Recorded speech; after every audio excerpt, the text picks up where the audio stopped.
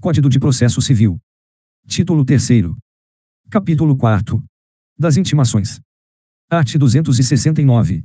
Intimação é o ato pelo qual se dá ciência a alguém dos atos e dos termos do processo. Primeiro é facultado aos advogados promover a intimação do advogado da outra parte por meio do correio, juntando aos autos, a seguir, cópia do ofício de intimação e do aviso de recebimento. Segundo, o ofício de intimação deverá ser instruído com cópia do despacho, da decisão ou da sentença.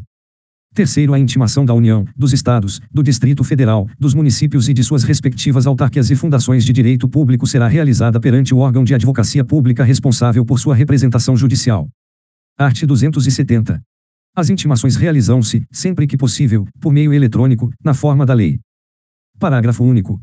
Aplicar-se ao Ministério Público, à Defensoria Pública e à Advocacia Pública o disposto no parágrafo 1º do art. 246. Art. 271.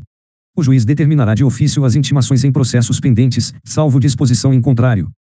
Art. 272. Quando não realizadas por meio eletrônico, consideram-se feitas as intimações pela publicação dos atos no órgão oficial. Primeiro, os advogados poderão requerer que, na intimação a eles dirigida, figure apenas o nome da sociedade a que pertençam, desde que devidamente registrada na Ordem dos Advogados do Brasil. Segundo, sob pena de nulidade, é indispensável que da publicação constem os nomes das partes e de seus advogados, com o respectivo número de inscrição na Ordem dos Advogados do Brasil, ou, se assim requerido, da Sociedade de Advogados. Terceiro, a grafia dos nomes das partes não deve conter abreviaturas.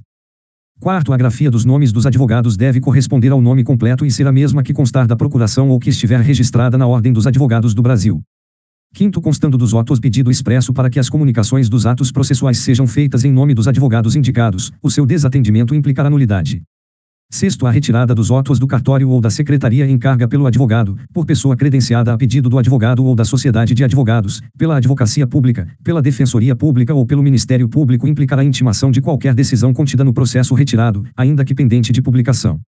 Sétimo, o advogado e a sociedade de advogados deverão requerer o respectivo credenciamento para a retirada de autos por preposto.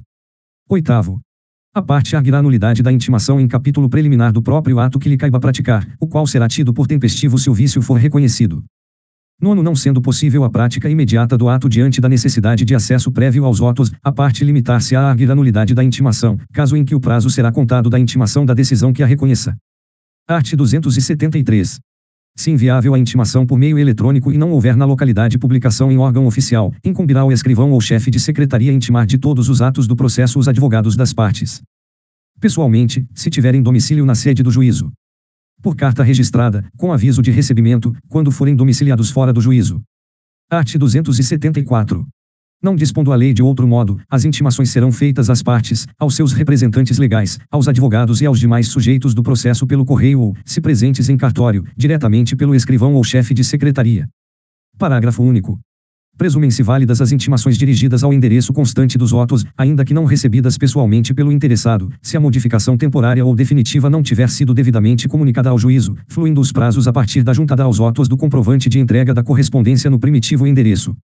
Art. 275. A intimação será feita por oficial de justiça quando frustrada a realização por meio eletrônico ou pelo correio. Primeiro, a certidão de intimação deve conter a indicação do lugar e a descrição da pessoa intimada, mencionando, quando possível, o número de seu documento de identidade e o órgão que o expediu. A declaração de entrega da contrafé. A nota de ciente ou a certidão de que o interessado não há apos no mandado. Segundo, caso necessário, a intimação poderá ser efetuada com hora certa ou por edital.